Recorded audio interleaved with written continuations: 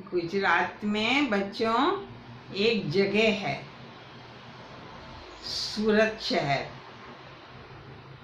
उस सूरत शहर में हीरों का व्यापार होता है और हीरों के जेवर बनते हैं। तो वहाँ के व्यापारी बहुत अमीर हैं। वहाँ पर हीरों के बहुत अच्छे अच्छे जेवर बनते हैं और बाहर के देशों में भी वो जाते हैं, एक्सपोर्ट होते हैं। तो वहाँ पर एक परिवार था व्यापारी, तो उनका एक बेटा था मणि। तो मणि पढ़ लिख के जब बड़ा हुआ, 20 साल का हुआ, तो उसके पिताजी ने कहा कि अब मणि तुम मेरे व्यापार में मेरी सहायता करो। लेकिन मणि जो था वो थोड़ा मस्त मौला किस्म का लड़का था और उसको एक शौक था पुरानी चीज़ें इकट्ठी करने का। पुरानी चीज़ों को देख करके वो बहुत खुश हो जाता था और उनको फिर वो इकट्ठी करता था कहीं कहीं से ढूंढ ढूंढ के। तो उसने अपने पिताजी से कहा कि पिताजी आप ना मेरे को 2 साल दे दो, अभी तो मैं 20 साल का ही हूँ, 2 साल मेरे को दे दो। तो 2 साल में अलग अलग जगह घूमकर पुरानी चीज़ें देखना चाहता हूँ, इमारतें देखना चाहता हूँ और पुरानी चीज़ें मैं जो मुझे अच्छी लगेंगी मैं वो इकट्ठी करना चाहता हूँ। उसके बाद में आप जैसे भी कहोगे, जो भी कहोगे, मैं आपकी व्यापार में सहायता करूँगा।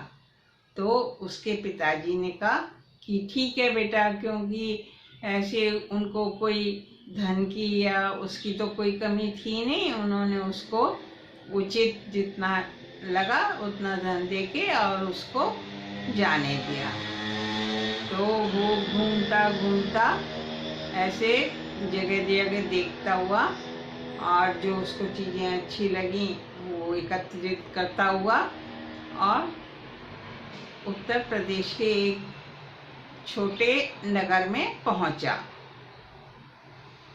तो वहाँ पर वो 1-2 दिन ऐसे रहा तो उसे पता लगा कि नगर के बिल्कुल किनारे पर कुछ ऐसी गरीब जातियाँ रहती हैं और क्या कहते हैं, उसके बाद में फिर जो है जंगल है, थोड़ा जंगल है और फिर उसके बाद में एक बड़ा शहर है।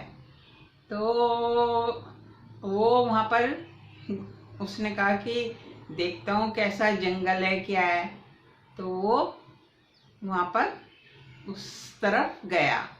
तो जब वो गांव की तरफ गया तो वहाँ पर एक युवक रहता था। तो वो जो युवक था वो उसका परिवार भी था, उसकी पत्नी थी और उसके 2 छोटे बच्चे थे। लेकिन वो ज़्यादा महत्वाकांक्षी नहीं था। उसकी 4-5 बकरियां थीं, बस उनको वो उधर पास के जंगल में ले जाता था और उनको वो चरा के ले आता था और उनका दूध वगैरह ये करके वो बेचता था या छोटे मोटे कोई काम कर लेता था। तो उसकी पत्नी थोड़ी सी दुखी रहती थी, उसको हमेशा कहती थी कि भाई तुम उधर आगे जा कर के दूर पास में उधर बड़ा शहर है, वहाँ जाके कुछ काम करो तो हमारी स्थिति अच्छी हो जाएगी। लेकिन वो भी मणि की तरह मस्त मौला था, चंदू। तो वो अपनी बकरियां ही चराता था, उसको अपनी बकरियों से बहुत प्यार था और बकरियां ही चराता था। तो जब वो बकरी चराने के लिए जाता था जंगल में तो वहाँ पर एक बहुत पुरानी जो थी एक मूर्ति सी बनी थी। थोड़ी सी वो खंडित हो गई थी लेकिन वो देखने में बहुत पुरानी थी। वो एक ऐसे चबूतरा सा बना हुआ था और फिर उसके ऊपर एक वो छतरी बोलते हैं, छतरी सी बनी हुई थी। तो वो बकरियों को तो जंगल में छोड़ देता था चरने के लिए और अपने आप अपने वो डंडी सर के नीचे लगा करके और आराम कर लेता था। एक उसके पास में बांसुरी थी या वो बैठ करके कभी बांसुरी बजा लेता था। तो वो ऐसे करता था। तो ये मणि भी वो घूमता घूमता वहाँ जंगल में पहुँचा, तो वहाँ पर उसकी चंदू की बकरियाँ चर रही थीं, और वो मणि जो था वो अपने वहाँ उसके मूर्ति के पास और उसकी छतरी के नीचे छाया में बैठ कर के आराम से बैठा हुआ था, बंसुरी बजा रहा था अपनी। तो ये मणि उसके पास गया, तो इसने मूर्ति देखी, वो पुरानी मूर्ति इसे बहुत अच्छी लगी, और इसके मन में आया, मणि के मन में आया कि अगर ये मूर्ति मेरे को मिल जाए तो कितना अच्छा हो। फिर उसने सोचा, अरे ये जो ये है ना लड़का, ये शायद ये इसी की होगी, आराम से इसी के नीचे बैठा हुआ है और वो कर रहा है। तो उसने बात करनी चाहिए उससे, चंदू से, लेकिन दोनों की भाषा, इसकी तो गांव की भाषा थी, यूपी की, यूपी में ही हर एक स्टेट में अलग अलग, गांव में अलग अलग भाषा हो जाती है, और ये था सूरत का गुजराती, इसकी भाषा अलग थी। तो इसने पूछना चाहा कि भाई क्या कहते हैं, ये मूर्ति तुम्हारी है, तुम्हारा क्या नाम है, जान पहचान करनी चाहिए। लेकिन चंदू को उसकी भाषा समझ में नहीं आई। तो फिर इसने बहुत कोशिश की मणि ने बात करने की, लेकिन बात नहीं हो पाई। तो मणि ने फिर इशारे से पूछा, मणि ने पहले अपना नाम बताया, मणि ऐसे करके बताया, फिर उसकी तरफ इशारा किया, तुम्हारा क्या है। तो वो समझ गया ये मेरा नाम पूछ रहा है। उसने कहा मेरा नाम चंदू है। तो ऐसे करके थोड़ी सी इनकी आपस में मित्रता हो गई। लेकिन वो रोज आकर के जो था चंदू, वहीं पर ही उसी मूर्ति के वहाँ पर बिल्कुल उसका सहारा लेके बैठ जाता था, और वहीं पर कभी सो भी जाता था। अब इसको तो वो मूर्ति इतनी पसंद आ गई थी मणि को कि ये फिर वो रोज वहाँ के चक्कर लगाने लगा, कि उसने सोचा कि ये इसी की मूर्ति है, तो ये मेरे को दे देगा तो अच्छा है। तो वो उससे इशारों से कुछ कुछ बातें करता। फिर उसने इशारे से एक दिन बात करी कि ये, उसने पूछा कि पहले तो ये बकरियां, ऐसे बकरियां घूम रही थी वहाँ पर, तो उसने पूछा कि ये किसकी है, क्या है, इशारे से। तो उसने मणि ने कहा ये मेरी हैं। तो फिर उसने उसकी तरफ इशारा किया, मूर्ति की तरफ। तो मणि ने उसने, चंदू ने समझा कि ये पूछ रहा है कि तुम यहाँ पर बैठते हो। उसने कहा हाँ, मैं यहाँ पर बैठता हूँ। तो मणि ने समझा कि ये कह रहा है कि हाँ ये मूर्ति भी मेरी है। तो फिर उसने कहा कि तुम ये मेरे को दे दो, मतलब ऐसे करके कहा ये मेरे को दे दो। तो चंदू ने समझा ये कह रहा है कि ये बकरियां जो हैं तुम मेरे को दे दो। और मणि ने ना बहुत सारे पैसे उसको दिखाए, क्योंकि उसके पास पैसे की तो कमी थी ही नहीं। तो मणि ये कह रहा था उसको कि ये मूर्ति तुम मेरे को दे दो और ये पैसे मैं तुम्हें दे दूंगा। और चंदू ने समझा कि ये कह रहा है कि ये जो तुम्हारी बकरी हैं ये मेरे को दे दो और पैसे ले लो। तो चंदू ने कहा कि अरे ये इन बकरियों के इतने सारे पैसे दे रहा है, इन पैसों से तो मेरी बीबी रोज मेरे को कहती है कि तुम पैसे कमा के लाओ, पैसे कमा के लाओ, हम बच्चों को पढ़ाएंगे, कुछ और करेंगे अच्छा सा। तो ये तो बहुत सारे पैसे हैं, तो ये बकरियां मैं इसको दे देता हूँ।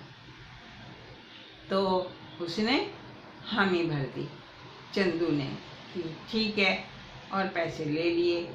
और मणि ने समझा कि ये, इसने कहा कि मूर्ति तुम ले लो, और पैसे ले लिए।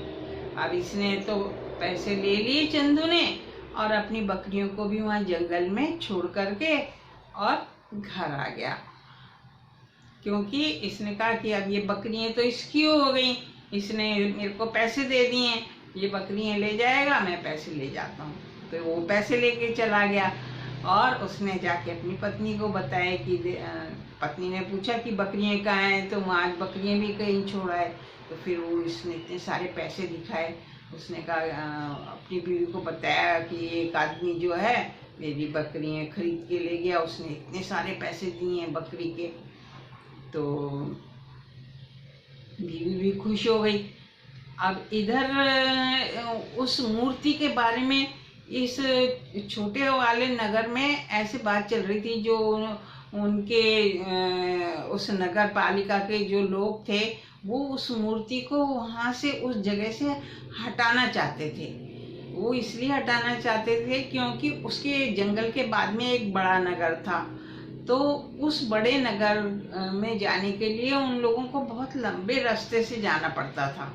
तो वो वहाँ से एक सड़क बनाना चाहते थे जो कि छोटी थी, छोटा रास्ता था और वो जल्दी उस नगर में पहुँचा देता, जिससे कि इन लोगों का के छोटे नगर की शिक्षा और व्यापार और सब कुछ अच्छा हो जाता, क्योंकि वो जल्दी उस नगर पे पहुंच जाते और आने जाने के साधन भी खुल जाते। लेकिन वो लोग ये सोच रहे थे उस मूर्ति की वजह से कि पता नहीं ये आदिवासियों की ये मूर्ति है और कुछ मतलब झगड़ा वगैरह हो जाएगा, और क्या कहते हैं कहीं आगे बात चली गई तो बहुत झंझट हो जाएगा। तो वो लोग मीटिंग कर रहे थे वहाँ पर कि हम इसको कैसे, इस मसले को हम सुधारें, कैसे दूर करें ये मूर्ति, जिससे कि रास्ते से हट जाए और हमें सड़क बनाने के लिए रास्ता मिल जाए। इस बीच में ये वाली बात हो गई। तो अब वो बकरी जो थी, क्या कहते हैं, वो तो बकरी लेके नहीं गया, वो चला गया और शहर जाकर के और वो उसको मूर्ति को आराम से निकालने के लिए छेनी वगैरह लाया और शाम तक उसने उसको आराम से निकाल करके और खुश होकर के और वो मूर्ति को लेकर के चला गया और वो बहुत खुश हो गया। इधर जो चंदू की बीवी और चंदू का भी बहुत खुश हो गया था। अब अगले दिन जो लोग नगर पालिका वाले मीटिंग कर रहे थे, उन्होंने सोचा एक बार जाके हम फिर से वहाँ पर जंगल में देखते हैं, इंस्पेक्शन करते हैं कि भाई उसको मूर्ति को हम किस तरह से उसका कोई उपाय निकालें जिससे कि हम सड़क बना पाए। तो उन्होंने वहाँ पर जाके देखा तो वहाँ पर मूर्ति ही नहीं थी, तो उन्हें बड़ा आश्चर्य हुआ। और वो लोग तो मूर्ति के बारे में इतने वो भी नहीं थे कि भाई इसको रखनी है, वो तो खुद ही हटाना चाह रहे थे। तो उनकी समस्या भी ये जो थी मूर्ति वाली अपने आप ही हल हो गई। तो वो लोग बड़े खुश हो गए और फिर बाद में उन्होंने सड़क बना ली अपनी वहाँ तक की। और इसने, चंदू ने फिर उन पैसों से गाय खरीदी, भैंस खरीदी और फिर इसकी पत्नी और वो मिल करके क्या कहते हैं एक डेयरी चलाने लगे। और फिर सड़क भी बन गई थी तो उसका दूध दही वगैरह जा करके वो बड़े नगर में बेच आते। और फिर जब बड़े नगर में जाते थे लोगों से बात करते, थोड़ी समझ भी आने लगी, अपने बच्चों को भी स्कूल भेजने लगे।